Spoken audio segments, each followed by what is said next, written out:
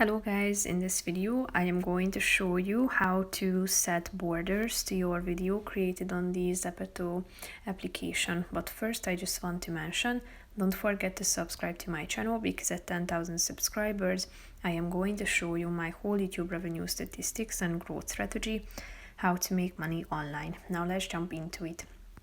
First of all, open the application on your phone and start creating your video. After that, you should tap on this button that you can find on the right side column, or on the right side as the second button. Here you can set the border of your video on this slide that you can see in the middle of the screen.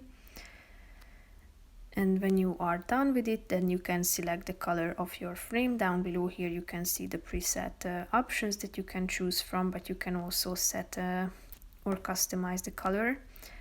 Here is the this customization button on the left side. Here you can select your own color. Tap on the apply button down below on the right side, and when you are done, click on the save button at the top of the screen. So that's pretty much it for this video, guys. See you in the next one. Bye bye.